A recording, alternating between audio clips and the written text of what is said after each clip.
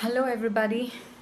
This is Bornali from Dibrugarh, from MDKG College, Dibrugarh, Assam, in India. And the topic of my presentation as a virtual lightning talk is the transculturalism and queer culture in Devdutt Pattanaik's Shikhandi. So, the objective of my paper is to investigate the concept of transculturalism and gender culture in Devdutt Pattanaik's work. Number two is to analyze the similarities through the differences between the two, that is, the transculturalism and gender culture. And the third objective is to foreground the queer aspects in terms of transculturalism in the various characters that Pattanaik has drawn from the ancient Hindu mythology in his work. So, the hypothesis of my paper is that the Indian mythologist Devdutt Pattanaik has amalgamated queer culture such that the absence of distinct cultural variety or cultural diversity leads to a deferred presence of cultural discrimination. Now, in the beginning, let's go to the transculturalism, the genesis. What is it about? The genesis of this term lies in the coinage made by the Cuban writer Fernando Ortiz, illustrating an assortment of processes of cultural hybridity in Latin America.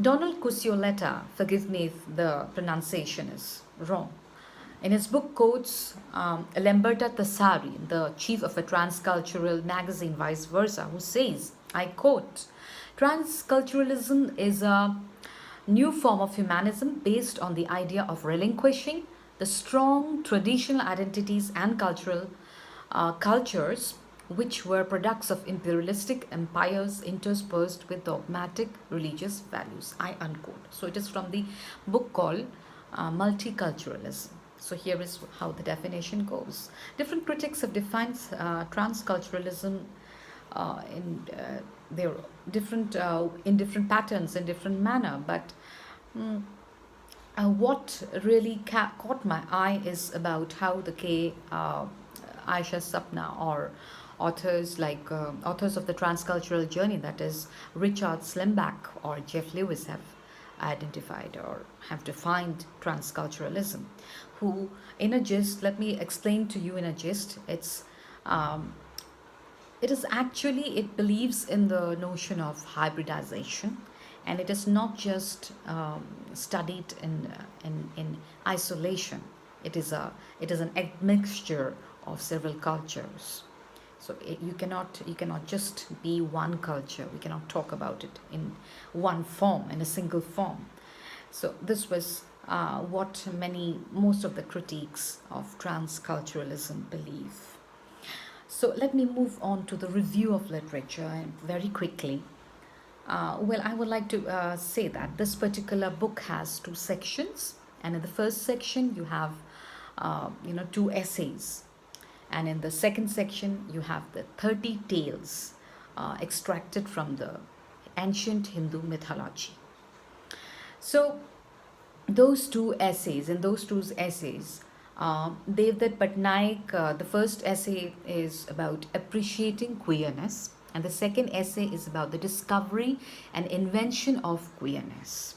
So it can be said that, what Devdutt Pattanaik, the author, he's trying to define that queerness questions what constitute male and female. Okay, so second review of literature, the second point that I have put up in the slides that you can have a look. The author seeks to establish that earlier cultures were much more open to the current and the contemporary. Contemporary, what he means is that seems to narrow itself from what it used to believe long time back. And through the 30 tales that he has written in his book, they are meant to legitimize the cultural determinants. Irona Bhaduri, in her article of Hope and Acceptance, A reading of Devdutt Pattanaik's Shikhandi and other queer tales they don't tell you argues that queerness is not a Western concept or a new concept or a modern concept. But the recent theorizations of queerness help in explaining the nuanced instances, question the norm, and encourage a fight against the subjugation. This furthermore asserts that our present is interwoven with our mythology. Furthermore, she aims to resurface instances from these tales to show that this code of conduct, such as masculine male or masculine man or feminine woman prescribed as men and women, is not a part of the ancient tradition. Our fourth review is from Arpit Kulwal, who's from the Department of Psychiatry, and he reviews the book where the author, he believes that what he finds that author draws an interesting analogy with how the rise of monastic orders with monolithic faith in the West, which probably has its roots in Southeast Asia, combined with the colonial influence, led to the rise of nation states that place great importance on a constitution, like the commandments in a religion. On the contrary, what Jane Austen reviews, that the author gives us only a brief survey in these pages of Hinduism, its roots in the Vedic tradition, its transformation as Puranic traditions later gained prominence. There is a brief reference to the origins of the Hinduism by British colonizers as a matter of administrative convenience. But in these few pages, as Jane Austen has reviewed, Pattanaik does not give a clear picture, the sense of academic debate when it comes to categorizing Hinduism as a unified religion. So that clarity is missing. Now let's move on to my next slide, that is the crux of this study. Queerness as a culture critiques transculturalism when rooted back into the crux of this study is, and the number one point is, queerness as a culture critiques transculturalism when rooted back into the ancient history in India, especially the mythological history. Second is, the author admits that no myth nor legend is original in form because each version is a retelling rendition. Therefore, Shikhandi is retold from a queer perspective, giving emphasis on its diversification. Third point, under the aegis of the crux of this study, it is difficult to locate a clear picture of Hindu mythological characters in this work, which may find its expression in the cultural roots of Hinduism. Traces of a breach, and the fourth point that matters under the aegis of the crux of the study, traces of a breach in locating queerness between Hindu philosophy and Hinduism as a religion is not sufficient to completely justify the author's purpose. So that breach is there, and that breach is not that clear, which it should have been. So let us move on to the next slide, which tells us about underlying facts. What are the underlying facts that I have found after reading this novel, and what is the hidden agenda of the author? So cultural problems are generated through questions of profit and power politics. This signifies that culture is about power. Stuart Hall claims culture as a space of interpretative struggle.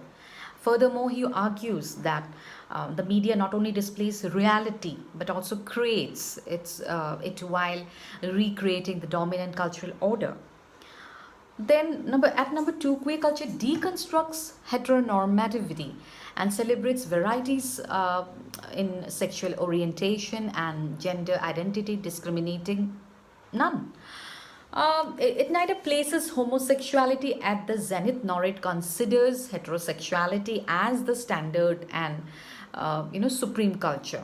Along with the dynamics of culture, queerness is rather represented as a spectrum to give equal weightage to all the varieties and the diversities. At number third, binary opposition is dismantled because of its static frame. There cannot be an absolute difference between two fixed binaries where one is more privileged than the other. The notion of one over the other is deconstructed.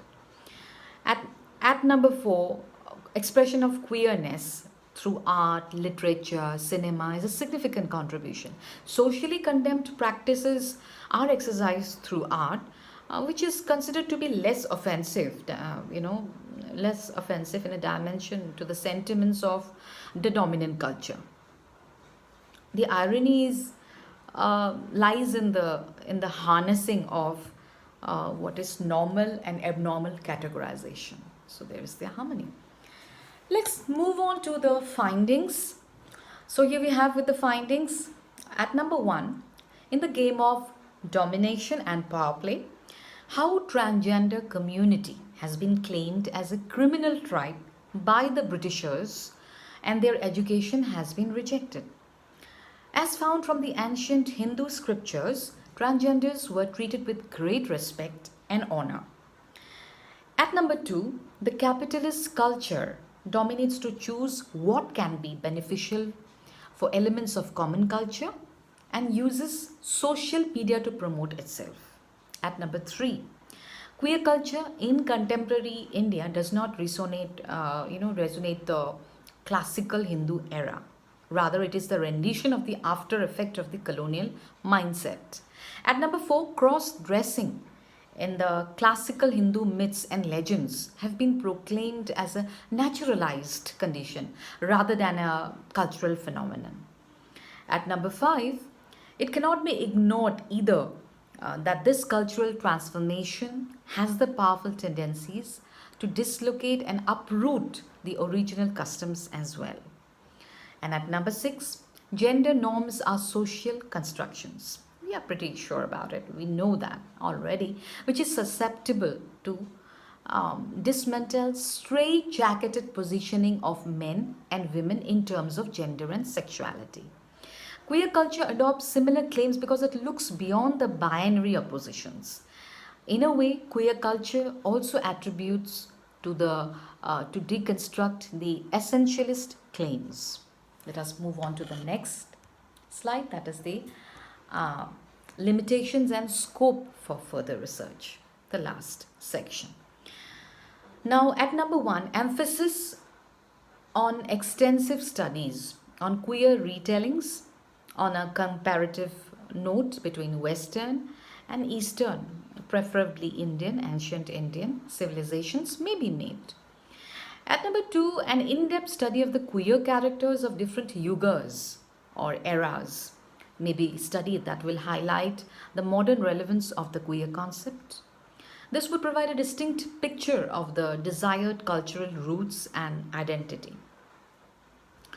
At number 3, scholars and researchers can be encouraged to delve into trans identities and culture, their location, roles in ancient period in contrast to the contemporary context. At number 4, folk tales, myths and legends may be foregrounded to have a closer look at the genesis of required culture. Therefore, the above these things which I have already told, they're expected, some of the expected domains that can be thoroughly investigated, which cannot be covered in this paper, but these are the limitations of this paper, so that the lost facts are extracted. If these things are recovered, if these things are studied that I have mentioned in the limitation section, then without losing its efficacy, one can have a clear picture of what was there before and what is now considered. So we can have a compare and contrast sort of research. No doubt queer culture forms a part of the transculturalism process, but the past tradition cannot be completely ignored or put into darkness. So here comes the end of my presentation, and I have also attached some of the references, most of my important references, the online works cited sources, and as well as the books, the hard copies. Thank you so much for this patience, and thank you so much for the opportunity. Have a nice time.